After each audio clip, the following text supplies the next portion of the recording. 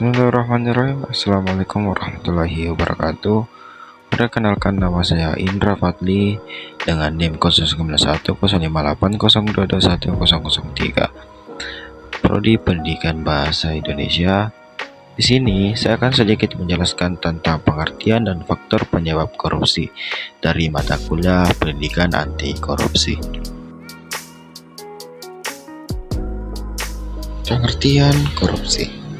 Korupsi dari bahasa Latin corruptio atau corruptio dari bahasa corrumper dalam bahasa Inggris yang berarti kebusukan, keburukan, kebejatan, dapat disuap, tidak bermoral, dan penyimpangan dari kesucian.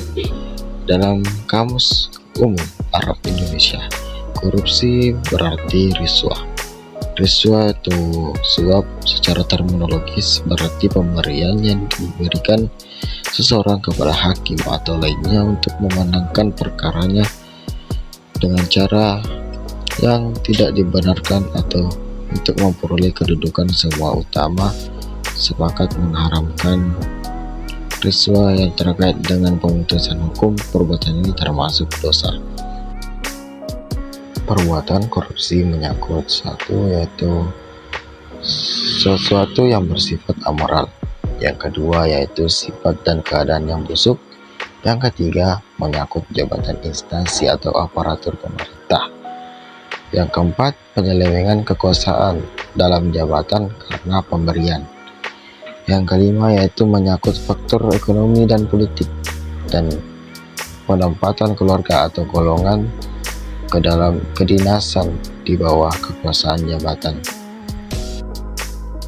Bentuk korupsi yaitu yang pertama kerugian keuangan negara, yang kedua suap menyuap, yang ketiga pemerasan, empat gratifikasi, yang kelima penggelapan dalam jabatan, yang keenam perbuatan curang, dan terakhir yaitu benturan kepentingan dalam pengadaan.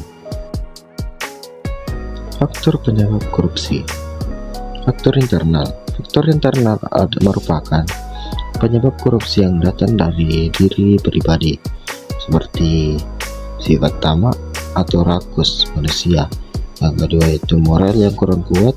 Ketiga, gaya hidup yang konsumtif. Yang terakhir yaitu aspek sosial. Faktor eksternal. Faktor eksternal adalah faktor yang penyebab korupsi yang datang dari sebab-sebab luar diri manusia.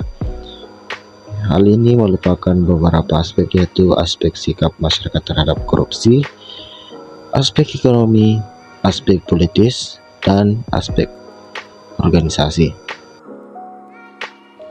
Faktor umum terjadinya korupsi yaitu antara lain: yang pertama faktor politik, yang kedua faktor hukum, yang ketiga faktor ekonomi, dan terakhir yaitu faktor organisasi. Itulah tadi yang sempat saya sampaikan.